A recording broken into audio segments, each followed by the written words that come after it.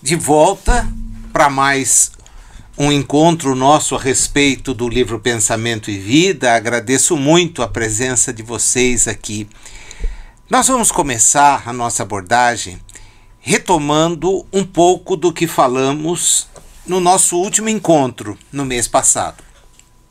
E, para tanto, eu gostaria de lembrar a vocês o caminho que nós fizemos, o ponto de partida. E ele foi o da questão 89A do Livro dos Espíritos. Naquela questão, Kardec interroga se o pensamento não é a própria alma que se transporta. É o contexto em que ele está apresentando aos espíritos as suas dúvidas. E a resposta diz: quando o pensamento está em alguma parte, a alma também aí está, pois que é a alma quem pensa. O pensamento é um atributo. O livro que nós estamos estudando, Pensamento e Vida, tem por foco justamente preparar espíritos para, no período em que reencarnados na face da Terra, como é o caso, se recordem de alguns atributos que a sua alma, o espírito reencarnado, deverá atentar, para os quais ela deverá permanecer atenta, ele, espírito, atento, e estão ligados à questão do pensamento.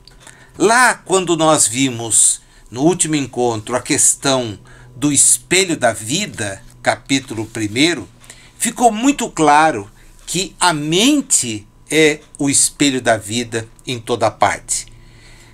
Da maneira como ele, Emmanuel, nos estuda, ele diz claramente: é o campo de nossa consciência desperta, na faixa evolutiva em que o conhecimento adquirido nos permite operar.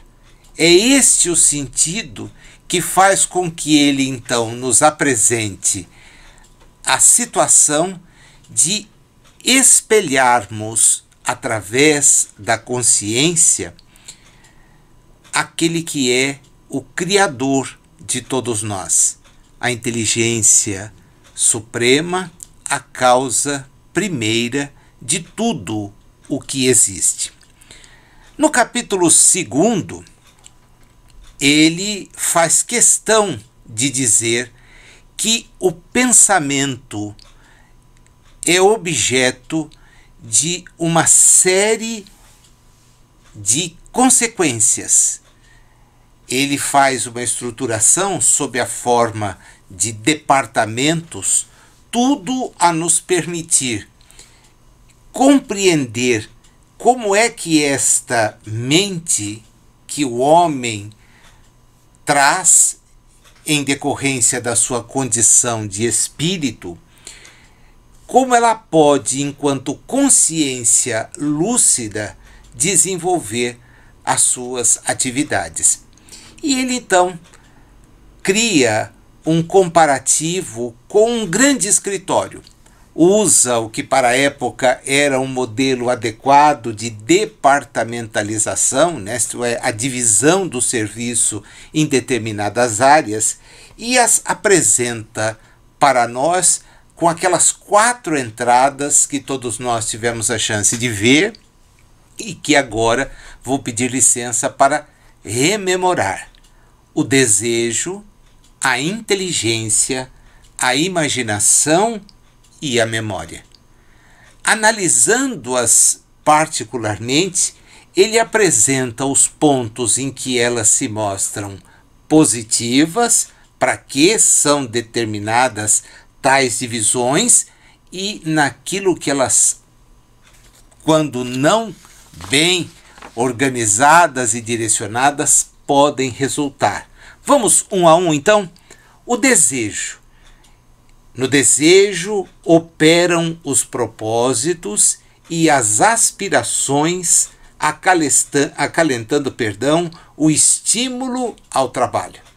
Esse é o objetivo: trazer para nós propósitos elevados, aspirações do mesmo nível, tudo para que nos mantenhamos ativos. E o que acontece quando o desejo não opera em tal direção? Ele faz questão de destacar: ele pode comprar ao engano aflitivos séculos de reparação e sofrimento. O segundo departamento que ele aponta é a inteligência, dizendo-nos que ela permite-nos dilatar os patrimônios da evolução e da cultura. Porém, resta a advertência: a inteligência pode aprisionar-se na enxovia da criminalidade. E aí, aquilo que era para ser algo destinado a nos permitir, através da utilização da mente, de valores, aquisições que nos conduziriam a novos patamares evolutivos e de cultura, pode nos prender por tempo considerável em regiões, em vibrações, sintonias que não são as desejáveis. A imaginação é a terceira frente que ele nos coloca. E ele diz dela que nos permite amealhar as riquezas do ideal e da sensibilidade. Mas e se a imaginação não receber tal elevado propósito? Ela pode vir a gerar perigosos monstros na sombra.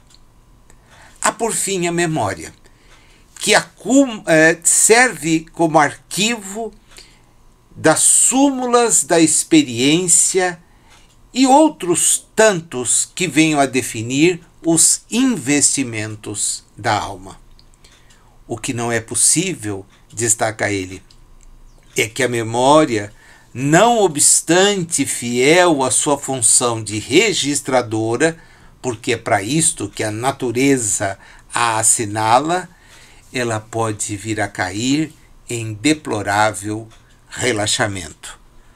Mas como então dar conta destas frentes que são exemplificativas, outras mais certamente ele nos apresentaria, mas vamos guardar a ideia de uma cartilha oral? Como operar com estas áreas, o grande escritório da mente humana? Ele diz: valendo-nos da direção do gabinete da verdade, da vontade. O gabinete da vontade.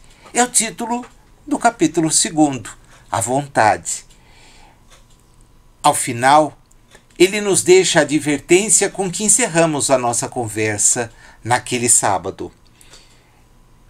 A verdade, a vontade, não consegue impedir a reflexão mental quando se trate da conexão entre os semelhantes. Então nós devemos cuidar de administrar esse escritório que é a nossa mente enquanto reencarnados, porque se não desejarmos, não trabalharmos bem o desejo, a inteligência, a imaginação e a memória, áreas que ele colocou como exemplo, nós teremos ainda que enfrentar uma dificuldade que é a da conexão existente entre nós e aqueles que nos cercam enquanto reencarnados, mas também e principalmente com aqueles que nos acompanham positiva ou negativamente do ponto de vista da realidade espiritual. Ele diz: a sintonia constitui lei inderrogável, mas cabe-nos, através do jugo da disciplina sobre os elementos que a vontade administra, mantê-los todos coesos na corrente do bem. É assim que nós temos material para preparar o estudo que na tarde de hoje desenvolveremos, que é exatamente o estudo da cooperação, da instrução e da educação, o que nós então passamos a fazer a partir de agora. Isso é uma empresa importante, e não há empresa mais importante do que a da reencarnação. Não basta você ser nomeado para o encargo. Eu estou de volta. Legal, bacana. Você pede qualidades superiores. Não apenas autoridade, mas direção com discernimento. É bem diferente. Ah, ele é o dirigente, tá, legal. Pressupõe que ele chegou lá por mérito próprio, seja lá a forma como for. Como ele dirige aquilo? Não só teoria e cultura, mas virtude e juízo claro de proporções. Então quem tem recursos, diz ele, tem condições, se não tiver uma cabeça sem rumo. Porque se tiver uma cabeça sem rumo, vai ser como um navio que vai naufragar. Não sabe aonde transita. Todos os sinais que aquele que dirige a si próprio, e veja, ele usa uma metáfora, né? Ele está usando o exemplo do navio, e não está falando da condução de ninguém. Ele vai o tempo todo buscar exemplos para facilitar, mas ele está falando, somos nós, os condutores do nosso espírito, da ausência de qualquer noção de moralidade e de conhecimento, até a angelitude, a responsabilidade que os espíritos que cumprem a vontade de Deus têm. Tem que chegar. Tem. Quanto tempo? Depende de você. Mas não vem me buscar? Ninguém vem buscar ninguém. O que todo mundo faz é te dar apoio. E aqueles que não nos gostam, nos atrasar. Então a gente joga com essas duas forças o tempo todo. Quem nos gosta impõe obrigações. Quem não nos gosta sugere o relaxamento. Permanece aí, porque é cedo. Você não é imortal? Sou. Então deixa para depois. E fica para depois. E o depois. E o depois. Só que chega um momento, e essas condições nem sempre são nossas, que aquele que nos impõe as leis promove rearranjos.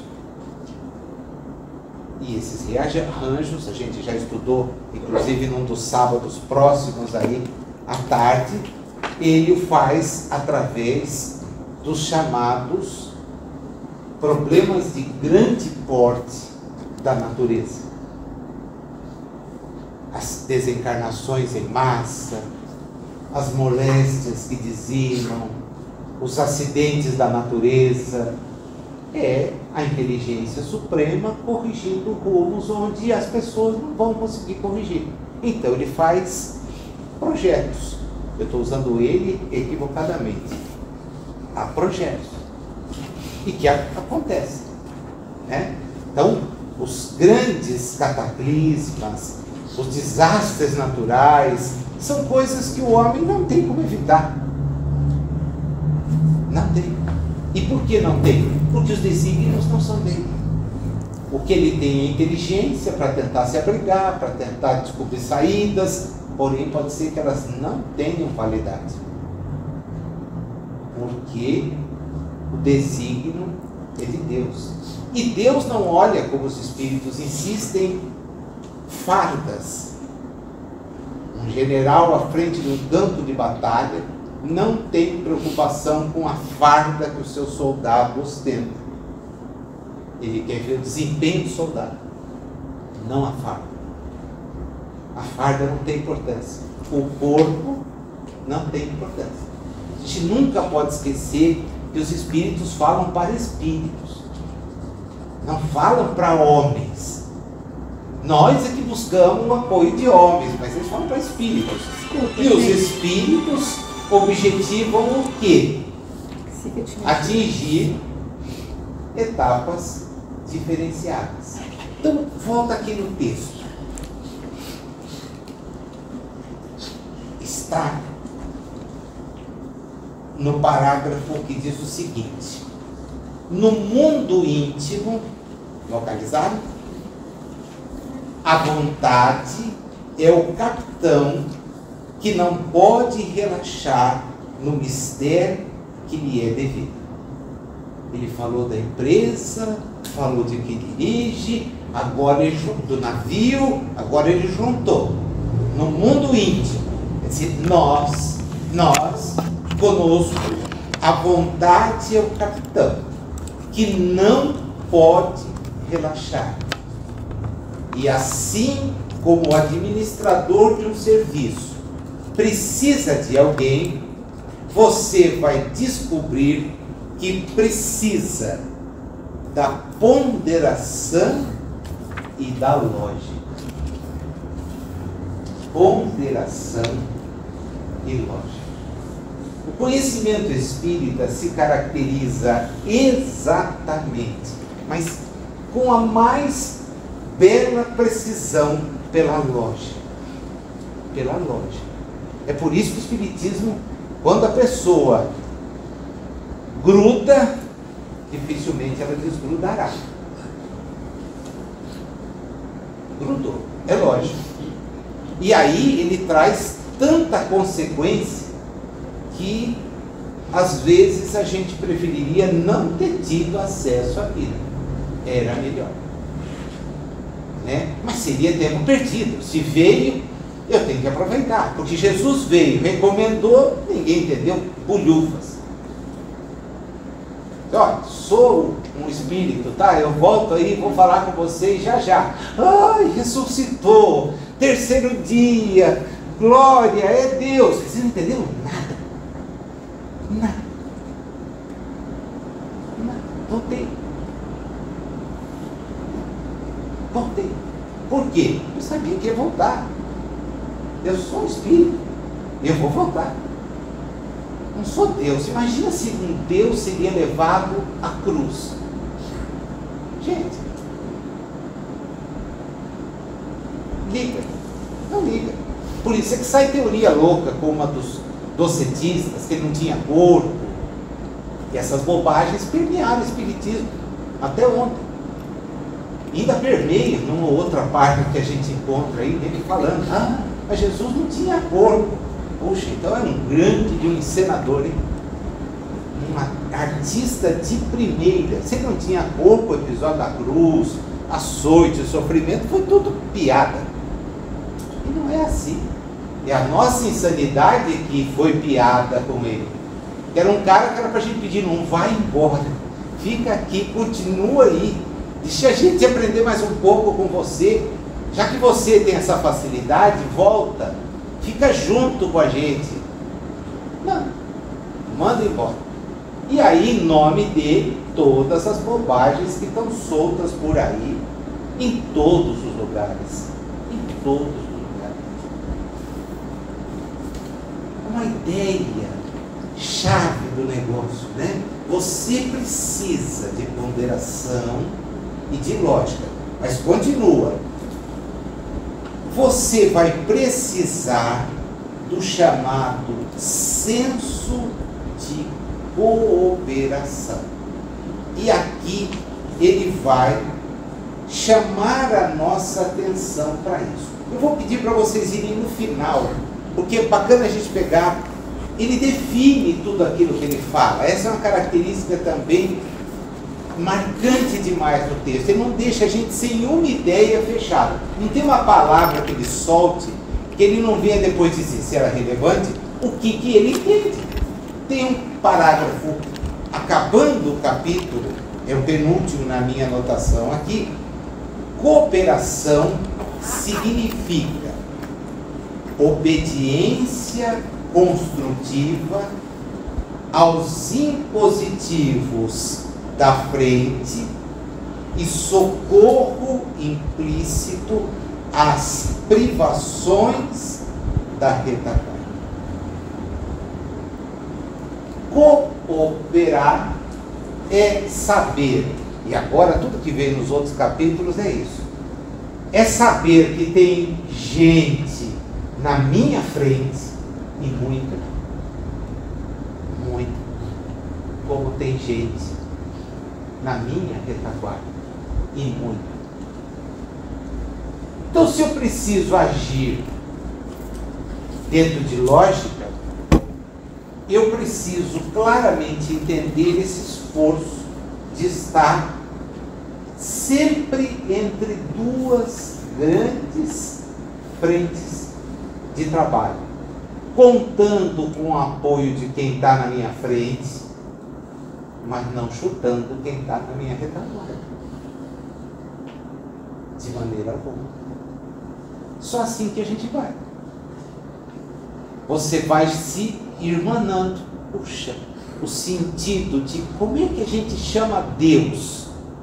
E Jesus diz, como Pai. Pai de todos. Que criou todos. Evidentemente não criou, como nenhum de nós criaria um filho, distintamente.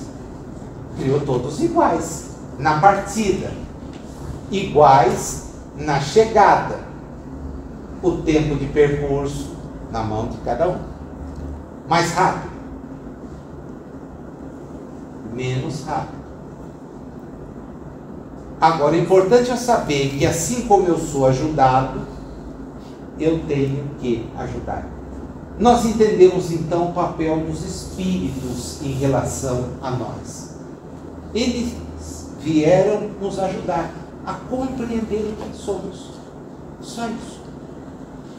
Kardec não tem nenhuma moral. Quando as pessoas perguntam assim, qual é a moral do espiritismo? Nenhuma, é Jesus. Não é possível. Jesus, não muda uma vírgula. Não há uma moral espírita, a moral é Jesus. Ele diz, olha, é tudo que ele ensinou. Ah, mas o que ele ensinou? Ah, brincadeira, você sabe. Só não quer praticar. Então, esse é o espírito da frente para nós aqui na Terra, só. É ele. É o espírito da frente. Ele é que puxa. Bom, e os outros? Os outros somos nós. Uns num ponto, outros no outro, mas todos juntos. Então, a primeira coisa que a nossa vontade precisa entender nesse processo que envolve o trabalhar aqueles departamentos é que eu demando exercer uma permanente cooperação com quem está na minha frente, que eu vou aprender dele, com o que está na minha retaguarda, a quem eu vou ajudar. De preferência, ajudar com o exemplo. Ajudar com tudo aquilo que talvez os Espíritos tenham nos ensinado com a palavra caridade. Que é você sair de si para se ocupar de alguém que não é você próprio. Porque para nós, a gente liquida fácil a fatura, sempre está fácil resolver. Nós primeiro, segundo lugar nós, terceiro, se der um espaço, nós, quarto, quinto e sexto, nós também. Do sétimo para frente, a gente tenta enquadrar. E eles colocam uma coisa, olha, presta atenção. Você se perde no que é provisório sozinho. sozinho. A cada dia basta a sua preocupação. Senhor, você não precisa de duas. Não precisa disso. Não, mas é que, estou dizendo, você não precisa de duas. Ah, Nazil, mas o progresso da humanidade não chegaria. Claro que chegaria, claro. E seria muito mais acessível. Não é acessível por quê? Nós sabemos. A pandemia trouxe uma lição muito bacana de falta de solidariedade. Eu tinha aluno que reclamava porque estava tendo aula online. Professor, é mais difícil. Eu falei, olha, depois que a gente se reencontrou, né? Eu vi muita gente daqui reclamar da forma como a gente estava trabalhando. Mas não vi ninguém se preocupar com quem não tinha acesso. Porque muita gente não pôde estudar porque não tinha acesso. E não era pessoal, porque o pessoal, os nossos alunos também não tinham. Muitos passaram a depender do celular totalmente, para tudo. Mas aqueles que não tinham nem como chegar o conteúdo, porque não tinha como transmitir. É dizer, caramba, o processo educativo tem os mesmos parâmetros, mas tinha gente que não tinha. Então, ensino fundamental, ensino médio, escola pública, muita gente ficou sem ter como continuar os estudos. Foi só para fora. Para fora. Ah, mas isso corrige. Nunca mais corrige. Nesta daqui, game over. Não tem acesso, não teve acesso. Não vai conseguir. Ah, mas eu continuei, você continuou. Então, esse processo de cooperação ainda não está instalado, porque a gente pensa no nosso, mas esquece do da retaguarda. É como se a gente tivesse que comer poeira. Ah, vai ficando aí. Não. Porque onde é que está o espírito do servir, do estar junto? Desaparece. Então ele insiste tanto nisso. Na frente, ele explica como esse processo desenvolve, e há uma outra definição dele no capítulo que também vale a pena guardar. É no parágrafo anterior, quando ele define o universo. Uma cadeia de vidas que se entrosam na grande vida. É um negócio assim, tão sério, uma cadeia de vidas, olha a solidariedade, que se entrosam na grande vida. Bom, tem quem, lendo isso, pode dizer, puxa, então nós é que formamos Deus. Isso é panteísmo. Isso não é conhecimento referendado pelo Espiritismo e pela lógica. Pela lógica. Lembra que ele mandou que a gente usasse a lógica. Panteísmo não tem sentido. Nós não formamos Deus. Deus é fora. Nós somos os reflexos dessa mente, que é a mente divina, como ele estabeleceu no primeiro capítulo. Nós refletimos a mente. Quer dizer, vamos começar a trabalhar o reflexo dessa mente. Ela nos assinala com a consciência para que possamos entendê-la e progredir. É assim que funciona. Durante a fase instintiva, não se preocupa, ela dirige. Através de regras bem simples, como a gente percebe a nossa volta na terra, no mundo animal, nas plantas. A gente percebe isso. É só observar. Puxa, tem uma lógica, tem. Se repete. De que jeito? Tem desse jeito, vai funcionando. Estuda, você vai vendo. Tá? Porque embora você saiba como está ou como se produz o grão, nós não sabemos como se processa a germinação. Essa é uma lei de natureza espiritual. E ela se processa. Você joga 200 sementes num lugar, só algumas darão resultado. Resultado porque seguem uma lei que é fora da lei material. Senão era 100. 100. Joguei 100, colho 100. Joguei 200, colho 200. Não. Então nós somos chamados a entender a lógica das duas faces. Mas nós nos dedicamos à lógica da face visível. E toda vez que ela dá certo, o que a gente faz? Puxa, tenho domínio sobre isso. Ao desastre que foi a bomba atômica. Eu tenho domínio sobre a fissão nuclear. Mesmo. Quando eu vir os 2 estragos, melhor parar com isso. Não pararam até hoje. Qualquer paiseco aí de 5ª categoria está enriquecendo urânio, sem ter ideia do que aquilo pode vir a gerar. Está enriquecendo. Para pôr medo no vizinho. Olha, tem urânio aqui, hein? Tá. Para e pensa se isso aí sair do teu controle. Vou destruir a vida, inclusive a tua. Essa sacada, continua aí, vamos embora. Então você tem domínio da fissão nuclear? Não, eu descobri que é possível a fissão. Tá, e o estrago? Então o homem domina o físico, aprende com os recursos naturais, porém o objetivo dele nunca vai ser permanecer na face da Terra. Aliás, todo dia a gente vê a mostra do contrário. Os mundos que a gente observa, e são pouquíssimos, não vai me dizer que alguém que visse um grão de areia da Terra pudesse descrever a Terra.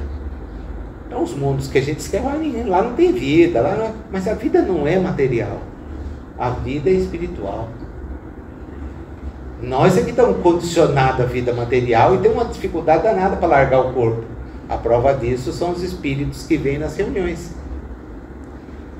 Eles vêm e se comunicam falando do quê? Do corpo. Que corpo, amigo? Do corpo. Está machucado. Qual? O corpo. Qual? O que você não tem mais? É um choque. Richard brincava com essa expressão, dizia assim, cuidado para não desencarnar o espírito de novo com essa expressão, Às vezes a gente perguntava, pode dizer para ele que ele está morto? Cuidado, porque às vezes você vai matar ele de novo, de susto. Como assim? Eu sinto as mesmas coisas. Aliás, eu não deixei de sentir. Tamanho condicionamento. Olha que ideia linda essa então. Uma cadeia de vidas que se entrosam. É o sentido da cooperação. Se entrosam. Então há uma mútua dependência no processo de se avançar. Tudo bem até aqui? Tranquilo? Dúvida, angústia? Tem um caminhão, tá? Não é privilégio seu. Mas percebe a teia amarrada.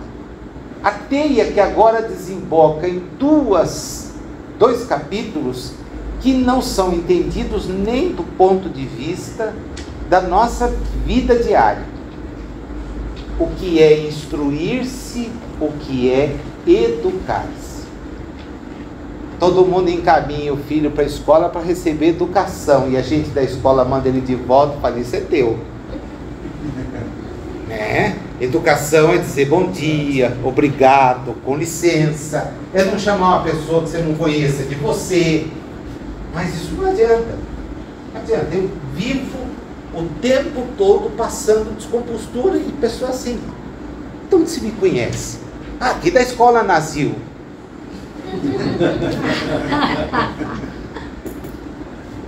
Tudo bem, nunca fiz questão de título acadêmico. Nunca usei. Só tenho que usar em documento oficial, mas não sou eu que emito. Vem lá impresso, tem que assinar. E vem, tudo bem. É como é o tratamento dentro da universidade. Mas eu não sou seu irmão. Eu Eu costumo dizer isso muito. Eu não sou seu irmão, filho, aqui sou professor. E mais, sou diretor do seu curso. Então, você não está chegando na casa. Você entra na sala do seu irmão sem pedir licença? Não. Ou entrar lá, eu entro. Aqui, não.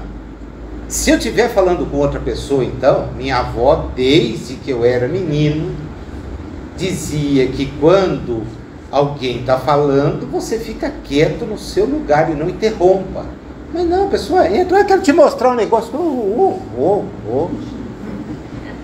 Então você tem que fazer isso. E porque agora isso veio de quem? Ou não veio de quem? De pai e de mãe. E cada vez menos. Porque hoje ele não come. Põe o celular na frente dele que ele come. Ele precisa se distrair para comer. Quando isso é na família da gente, a gente fica revoltado. E também quieto. Porque quem vai segurar esse rojão amanhã não sou eu. Não é meu. É dele. A ligação é dele. Mas não vem na grande família. A grande família é Deus. Se eu tiver que pegar outra sintonia, pego na hora e saco. Eu quero estar em outro time, não nesse. Tá, tudo bem, tá? Mas não é assim. Não é assim. Então é uma briga. Olha o que ele ensina sobre instrução. Primeiro ele resolve reativar aquela frasezinha dele do Consolador. O Consolador é lá da caixa prego, tá? E ele então busca as duas asas. Ele tem essa ideia na cabeça e é muito legal porque ele articula isso o tempo todo. Ele aproveita, é uma releitura do que o Espírito Verdade diz. Amai-vos e instruí-vos. Então ele retoma. Então as duas asas, amor e sabedoria. Ele joga o capítulo inteirinho com as duas. Ora ele fala do amor, ora ele fala da sabedoria. Eu vou pegar só o amor primeiro, e aí eu vou precisar da ajuda de vocês, porque são parágrafos diferentes. Tá bom? Mas em compensação, acho que na hora que a gente for lendo, fica fácil compreender. Primeiro ele define o amor. É serviço aos semelhantes. Olha que interessante. Nossa, eu sempre pensei que amar era chegar e dizer, eu te amo, você é minha vida, você não. Amar é servir o próximo. Nossa, cai fora, não quero isso não. Jesus, aquele que ama, dá a vida pelos seus amigos. E era tão simples para ele, na hora que ele foi preso no Calvário, fazer como muita alcahueta faz até hoje. Não estou sozinho, não. Pedro, vem cá. João, Tiago, Judas, você era nosso também. Pronto, está todo mundo morto. Aquele que ama, dá vida para os seus amigos. Ele, por quê? Porque ele sabe que o corpo não era nada, sendo muito. Vão matar o corpo. Fica tranquilo. Destrói-se o templo e depois se reconstrói. Esse cara é lunático. Vai destruir o templo de Jerusalém. Durou 70 anos. Ele fala, do templo? Não, do templo não vai sobrar pedra sobre pedra. E não sobrou. Até hoje o Muro da Lamentação é um pequeno trecho de uma ala do antigo muro que cercava o templo. Isso aí, esquece, isso vai sumir. Mas o templo volta. O que esse cara quis dizer com isso? Ele voltou. Toca aqui, ô Tomé. Está com dúvida? Põe a mão. Senhor, é o senhor. Sou eu? Estou falando que sou eu. Para Madalena ele fez exatamente o contrário. Não me toques. Porque era uma visão.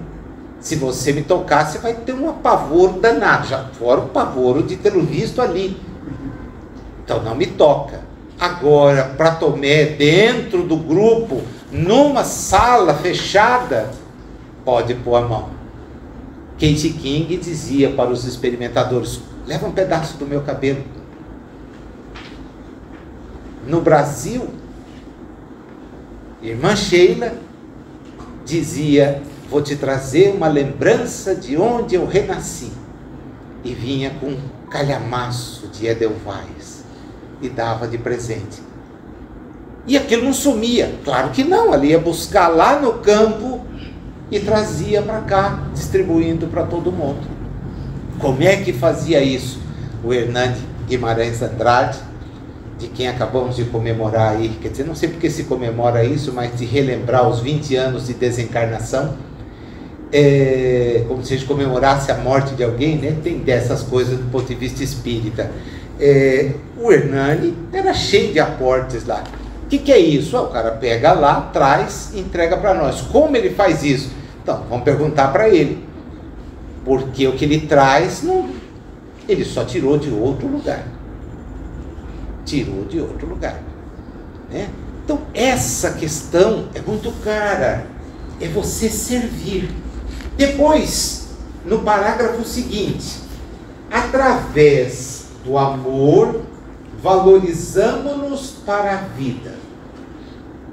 E pula 2 parágrafos, porque ele liga amor à bondade, para dizer, a bondade que ignora é como um poço na sombra que dessedenta o viajor, mas não lhe mostra o caminho. Agora vamos pegar o inverso, que é a sabedoria. Olha como ele faz a trama legal. O que é sabedoria? Ele diz, no mesmo parágrafo do pelo amor, a sabedoria começa na aquisição do conhecimento. Recolhe a influência dos vanguardeiros do progresso, que lhe comunicam os reflexos da própria grandeza, impelindo-a para o alto. É a cooperação. Eu pego de um grande e aproveito e repasso. Depois, ele diz o que a sabedoria provoca. A sabedoria, através da sabedoria, somos pela vida valorizados. O amor, nós valorizamos a vida, pela sabedoria, nós somos pela vida valorizados. O trocadilho dele é sempre legal. Onde deságua a sabedoria? Na inteligência. É onde ele cria o dístico. E aí ele explica a inteligência. Inteligência que não ama pode ser comparado a valioso poste de aviso que traça ao peregrino informes de rumo certo, deixando-o sucumbir ao tormento da sede. O poste e o poço. Ah, Nazil, eu sou só o poço. Maravilha. Pode não saber onde chegar. Eu sou só o poste. Legal. Pode morrer ali mesmo, se tiver sede. Você precisa das duas. Você tem que ir contrabalançando as duas. Inteligência, bondade, sabedoria, amor. Inteligência, bondade, sabedoria, amor. Poste e poço, poste e poço. No poste eu sei para onde vou, no poço eu tenho recursos para ir. É uma imagem assim, de um didatismo fenomenal. Porque ele vai falar do papel da instrução. Você conhece, através de um processo muito simples. Está aí, adiante do capítulo, quando ele fala da cultura. O que é uma cultura intelectual? É uma cadeia de gradativa expansão. É o que ele chama de herança mental das civilizações. Então nós estamos aqui colhendo frutos de experiências que nós tivemos no passado e de que outros tantos espíritos tiveram aqui. Nessas cadeias evolutivas que o Espiritismo, por exemplo, consegue explicar. O livro do Armon, sobre os exilados da capela, é um dos mais bem montados raciocínios sobre a informação de que a terra recebeu espíritos de outros lugares, e faz menção especificamente aos que vieram da constelação de Cocheiro para cá, para ajudar aos espíritos que estavam aqui de origem. O mais triste é o que registra o Herculano, o Hermínio Miranda, quando diz: ainda tem capelino aqui. E ele próprio se reconhece um. Ainda tem capelino aqui. Quer dizer, vieram. Então, quem são as civilizações maia, inca, egípcia? Nada mais e nada menos espíritos que não era daqui. Você vai lá hoje no Egito e fala para o cara: como é que a pirâmide foi feita? Ele fala: como para nós? Não sei. E nós também não sabemos. Os engenheiros se perguntam: como é que o sujeito justapôs pedras desse volume aqui sem o recurso que nós temos? Vocês viram essa semana que se passou um recurso de engenharia quebrar no meio da operação. Era colocar uma pedra numa pirâmide, numa altura. Não, era botar uma trava num viaduto que já veio pronta e que se perdeu, porque o sujeito que dimensionou o guindaste não fez o cálculo certo. E o guindaste não aguentou, se partiu. O cara botou pedra. Quando? Volta no tempo, irmão. Até hoje tem câmaras que cada vez que são abertas trazem surpresa. Mas como é que tinha isso? Tinha.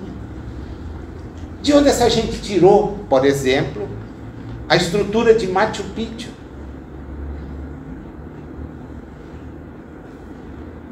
Da inteligência que tinha. Aí o Armon deduz no seu raciocínio, é uma trilogia, né? Os Exilados da Capela é um dos livros, tem mais dois. Não me pergunto o nome porque não lembro. Ele mostra para nós que esses espíritos, no momento de mutação no seu mundo, foram convidados a emendar-se. Não atenderam. Olha, aqui não tem mais espaço. Mas tem um tal de Jesus que apareceu aí e convidou vocês para ir migrar para um planeta chamado, sabe Deus dá o quê na realidade espiritual? Que Terra é o nome nosso, né? Querem que vocês deem um pulo lá, tá? Para se ajustarem. O que nós vamos enfrentar lá? Coisa feia, né? Um monte de gente para lá, de atrasado. Puxa, e aí? Aí você vai lá e dá uma força. E eles vieram, né? E a primeira coisa que eles tinham certeza é que a morte não era o fim. Tanto que eles se preparavam para ela. A morte não era o fim, isso eles tinham certeza. O egípcio detentor de conhecimento, o sacerdote, o faraó, a sua corte, ele tinha certeza que a existência não acabava. Ele preparava a viagem. Lógico que preparava a viagem com os recursos que ele tinha. Então punha um navio dentro da pirâmide, e mais, como ele tinha que ir, ele punha todos os seus servidores ali dentro e mandava fechar a porta no dia que ele morreu. E com aquela gente ele respondia pela morte deles precoce. Porque os espíritos que vieram eram dotados de inteligência, de muito pouco moralidade, como exigia. Mas vieram para se doar e com isso ganhar a moralidade. Melhorar a outra asa. Eles sabiam direitinho o caminho do poste, mas não tinham a água. Dá para entender porque muitas vezes Jesus usa a expressão da água, da vida, da fonte, do que você vai buscar, de doar-se. A água faz isso. A água se doa o tempo todo, não escolhendo a quem. A imagem é muito bonita para a gente perder. Poste ou água.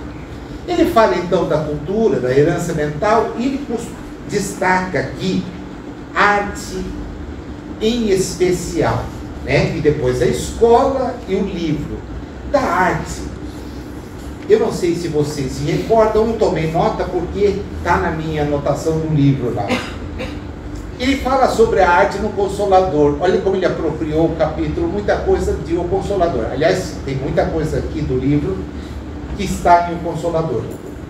Na questão 161 do Consolador, o povo que gosta de anotar, é na 161, me lembro da Sandra, toda vez que eu falo de anotar. Né? A Sandra anota até o meu pensamento. Antes de sair, eu sei, eu te conheço. Que é a arte? Perguntaram para ele. A arte pura é a mais elevada contemplação espiritual por parte das criaturas. Ela significa a mais profunda exteriorização do ideal, a divina manifestação desse, entre aspas, mais além, que polariza as esperanças da alma. O artista verdadeiro, continua ele, é sempre o, entre aspas, médium das belezas eternas. E o seu trabalho, em todos os tempos, foi tanger as cordas mais vibráteis do sentimento humano, alçando-o da terra para o infinito e abrindo em todos os caminhos a ânsia dos corações para Deus nas suas manifestações supremas de beleza, de sabedoria, de paz e amor. E você pensa no que ele chama do artista. É o da palavra, o da música, o do buril, o do pincel. E a gente vai encontrando todos eles, né? Homero, baita escritor. Dante, tudo construído em versos. Camões. E vamos embora. Na música, Beethoven, Mozart, Bach, que o sujeito faz com um teclado de um órgão de sopro. É assustador. Do buril, Michelangelo. Olha a imagem, mas ela está viva. Não está viva. Mas parece que ela está viva. Parece, mas não está. É uma pedra que ele resolveu talhar. E talhou até ficar ali. No pincel, Da Vinci, Rafael. Então percebam que esses artistas, esses espíritos, são espíritos convidados a vir mostrar para nós o que a gente não conseguiu aproveitar. Em tudo isso, hoje a gente tem a negação. Porque o que? Eles foram embora. Vieram, deixaram. Ó, é por aqui, tá? Aqui você... Aí nós viemos justamente no contrário. Tem uma pisadinha, temos de música. Temos Paulo Coelho, em termos de literatura, né? A gente tem, vou até parar para não criar problema, mas o sujeito é a nossa cultura, não é mesmo. Quer dizer, é a nossa cultura. Mas o sentido da cooperação não é esse, eu aprender com aquele para entregar o que está atrás. Então eu tenho que aprender com esse, isso é instrução. Eu aprendo com esses gênios. Para quê? Para melhorar a mim e entregar. Não para piorar. As notas musicais continuam sendo as 7. Mas o que sai delas é assombroso. Caneta azul. É um batidão que assombra. O sujeito, isso é música. Não é, filho. Desculpa, não é. Ô, professor, o senhor não curte? Não. Quando me pergunta, você curte? Não. Ah, mas isso é legal. Não, tudo bem, cada um transita numa faixa. Eu respeito a faixa de todo mundo. Só não quero que me condicione a ficar na dele. Eu convido, vem pra cá, olha que faixa legal aqui. Não sei como o senhor consegue ouvir isso. Dá sono. Dá mesmo. Dá sono. Nossa, esse livro tem 100 páginas. Como é que é? 100 páginas, eu vou ter que ler 100 páginas, professor. Não, não precisa ler não. Tá? Nem precisa. Mas eu vou passar? Também não me exige isso. Mas são 100 páginas só. Nossa, eu não sei como é que o senhor consegue ler. Não pergunta sempre, né? Ele lê os livros. Ia comprar para quê? Para jogar dinheiro fora? Ah, mas dá para ler tudo? Se você for persistente, dá. É só pegar e ser persistente. Vencer o cansaço, vencer o que ele chamou, a vontade, quebrando o imobilismo. Aí você avança. Olha a definição de escola. É um centro de indução espiritual, onde os mestres de hoje continuam a tarefa dos instrutores de ontem. E é uma verdade fantástica, porque a gente leciona com base naquilo que é informação que se perde no tempo. No inglês a gente estuda Shakespeare. Volta no tempo. Quer dizer, o mestre de ontem coopera, é a seta para você avançar. É tão bonito isso. E o livro é um imã de força atrativa, plasmando as emoções e concepções de que nascem os grandes movimentos da humanidade, em todos os setores da religião, da ciência, da opinião, da técnica, do pensamento e do trabalho. E olha o papel dos espíritos no livro. Por esse dínamo de energia criadora, encontramos os mais adiantados serviços de telementação, porquanto a imensas distâncias no espaço e no tempo incorporamos as ideias dos espíritos superiores que passaram por nós há séculos. E ele pega 2 exemplos: Sócrates e Jesus. Ambos não escreveram nada, nem Sócrates, nem Jesus, mas os seus seguidores escreveram. Como Platão era um sujeito arretado, profundo conhecedor, ele lembrou do que Sócrates falou com grande, pois os diálogos são lindíssimos, e tem dele muito.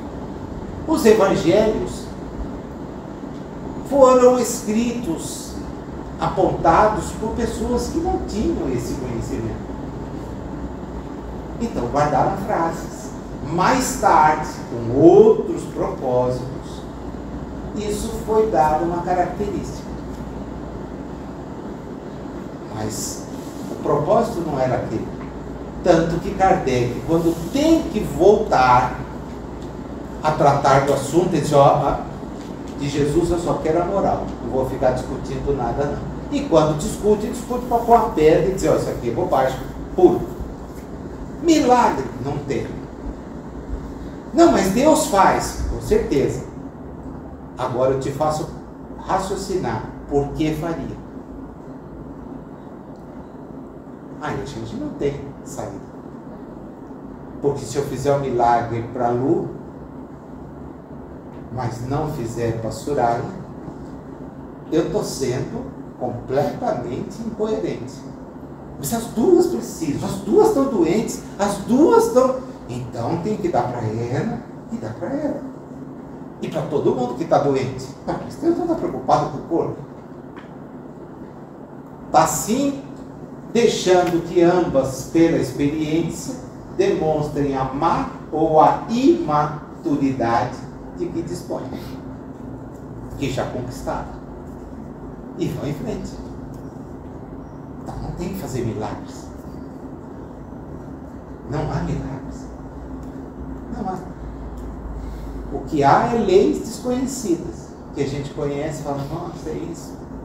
Morte aparente. Porque ele não estava morto, então é aparente. Não está. Põe um espelho no nariz, você mata essa charada. Está vivo, então não enterra. Está vivo. É porque ele senta durante o velório. Você estava na sala, acho que a Lúcia só que estava. Nós tivemos uma época que, falando sobre isso, tinha uma senhora na sala, eu não me lembro quem é, Lu, e ela disse que passou num vidro menor do que esse, assim, daqueles de basculante, de medo quando a avó se sentou. E ela contou na sala assim, eu não consigo lembrar quem era, porque ela narrou assim com uma naturalidade, falando assim, eu tenho episódio da minha infância que eu não me esqueço. Posso falar? Pode, toca o pau. Então, a gente estava velando a minha avó e de repente a avó sentou. Sentou por quê? Não foi por reflexo, sentou porque estava viva. Sentou. Eu passei num vão de vitrô de cozinha, de medo que até hoje eu não sei como eu passei. Eu falei, olha, aí a gente, era uma coisa tão séria, coitada. Ela contando, mas aquilo para nós foi uma piada, porque imagina, ela passou num vão. Eu olhei e lembrei dos vitrôs de cozinha, no passado eles eram maiores, né? Hoje, por economia e medo de assalto, vai diminuindo, tanto que abre um tantinho tão pequeno que não ventila, mas tem lá o vitrô, porque precisa ter. Então, o sujeito passou por aquilo, você passou, passei, e eu não sei. Você não gostava da sua avó? Mas ela estava morta. É bravo. Vamos fechar o raciocínio? Porque, de novo, eu apertado. Conhecer é patrocinar a libertação de nós mesmos. Penúltimo parágrafo. Colocando-nos a caminho de novos horizontes na vida.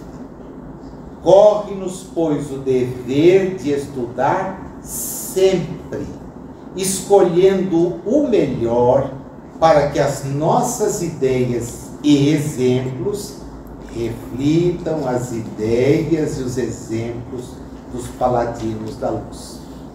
Ó, a cooperação na instrução. O que é o educar-se? É o fazer brilhar a própria luz. Capítulo 5.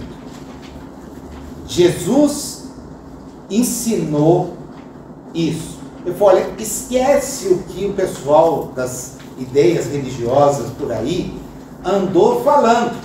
É o terceiro parágrafo, né? Admitia-se que a recomendação do Senhor fosse mero aviso de essência mística. Mas isso aqui não tem sentido. Aí ele diz, hoje reconhecemos que a lição de Jesus deve ser aplicada em todas as condições, todos os dias. Não é deixar para amanhã, não. É já. Ele fala de um aspecto prático, né? Porque ele vai dizer que a ciência já chegou a isso, da ideia da presença da luminosidade, que nosso corpo é energia. Bom, isso os manuais de ciência nos informam o tempo todo, né? Foi aquela ideia de que a gente olhava o corpo e imaginava que o corpo era, não é, é mais, tá? Então ele fala de química, fala de física, fala de astronomia, dizendo, todo mundo nos diz que nós vivemos num reino entrecortado de raios. Maravilha. Agora, olha o que vem depois. Na intimidade desse glorioso império da energia, nós temos os raios mentais, condicionando os elementos em que a vida se expressa. E vai retomar desde a apresentação, num parágrafo, o pensamento é força criativa a exteriorizar-se da criatura que o gera por intermédio de ondas sutis. em circuitos de ação e reação no tempo, sendo tão mensurável como o fotônio.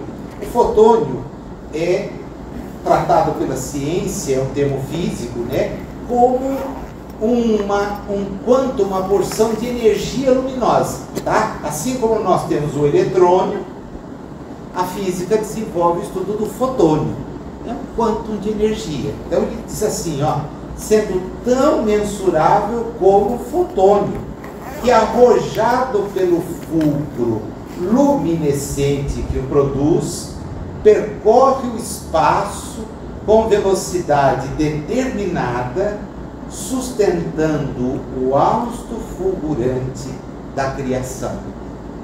Quer dizer, pensamento é isso. Eu emito, eu recebo. Olha que intercâmbio bonito. E o que nós somos? A mente humana é um espelho de luz, emitindo raios e assimilando.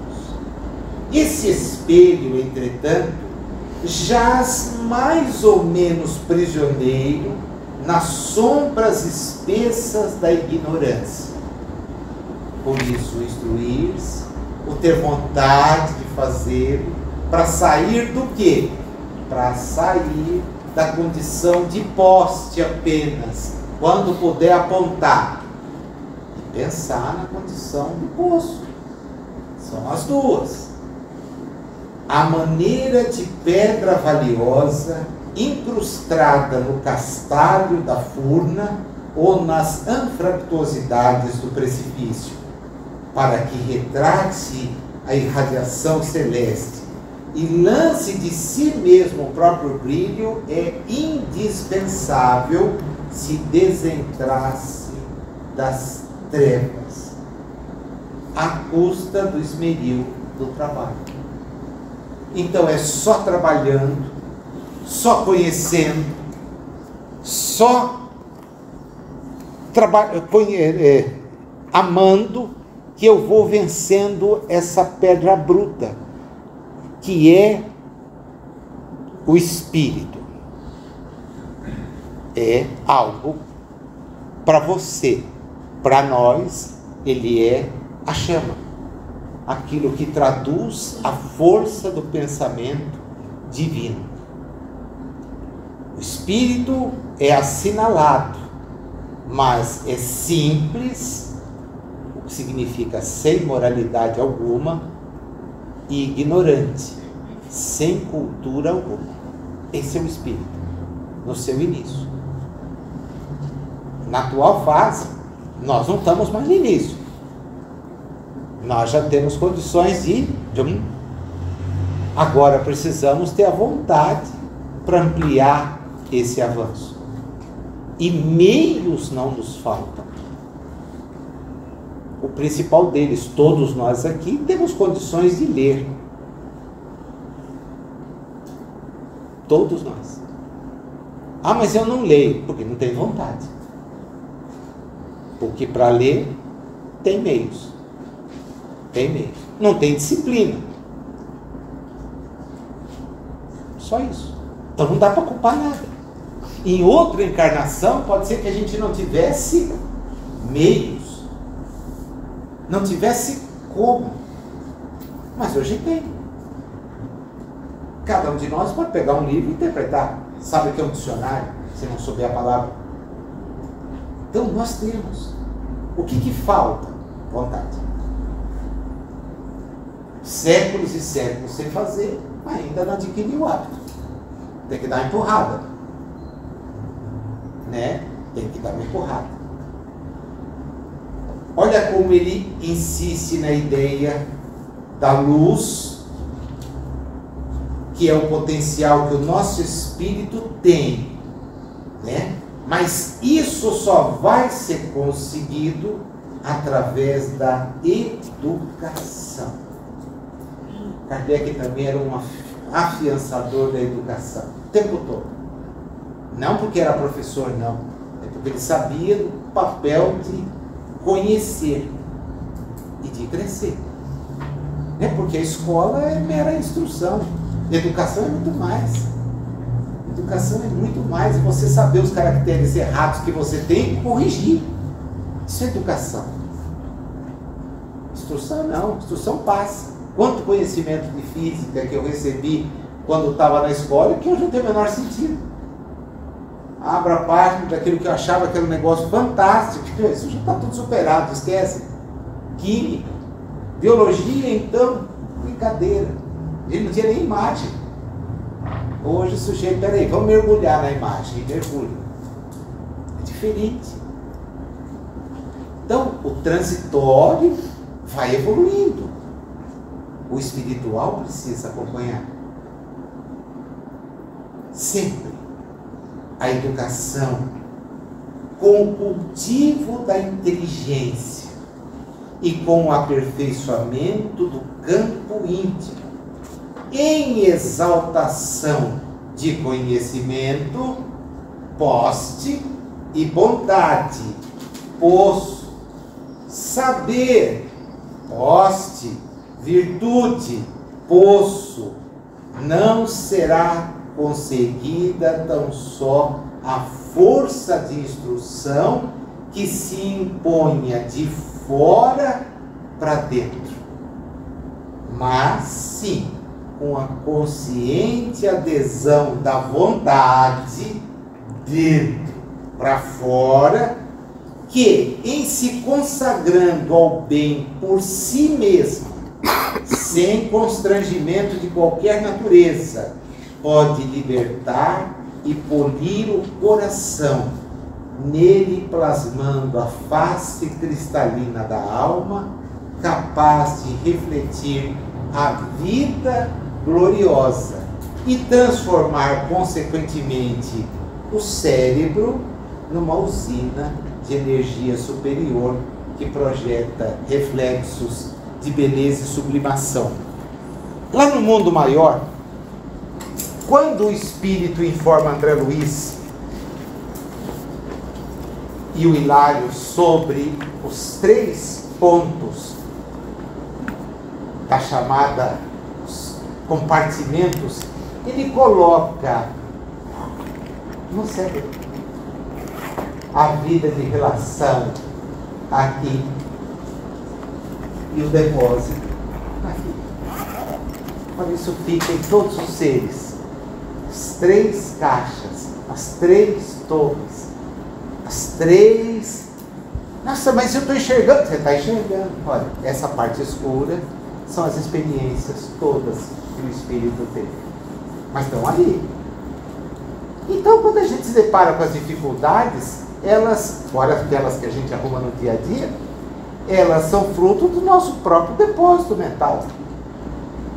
Mas nós não somos destinados a mergulhar no depósito. Nós saímos do depósito. Viemos para a vida, mas temos a fronte, voltada para a realidade, que é a do progresso. Como é que isso é possível? Vamos lembrar de volta do capítulo 1, do que é a mente, do capítulo 2, do que é a vontade, administrando as áreas à nossa disposição, do papel que tem a cooperação, porque aqueles que já venceram me convidam a acompanhá-los. Jesus chamou todo mundo, quem quiser vir após mim, tome a sua cruz. E o sujeito pensa que é pegar alguma coisa de madeira. Não. Quando eu estava dando palestra no domingo no SEAC de manhã para explicar a cruz, eu pedi para que eles acendessem o holofote nas minhas costas. E eles acenderam, né? Acho que era o Charles que estava lá. Põe um holofote nas minhas costas, de um jeito que eles possam me ver. E quando me viram ali, vocês estão me vendo? Então, eu abri os braços. Quando eu abri os braços, o que vocês enxergam no chão? É uma cruz. Então, Jesus mandou a gente tomar a cruz e seguir. Toma um corpo, braço aberto, projeta aqui, você vai ver uma cruz no chão. Tome a cruz, ele segue. Toma um corpo e vem, mas não vem esperando que eu volte. Sai daí, meu reino não é daqui. Estou avisando por antecipação. Meu reino não é daqui. É lógico, o reino é espiritual. Então nós temos um convite para usar, através da vontade, trabalhar então a cooperação, quem me ajuda, não nos esquecendo do papel das duas diretrizes, o poste e o poço, e ter vontade de corrigir-se com a educação. Ó.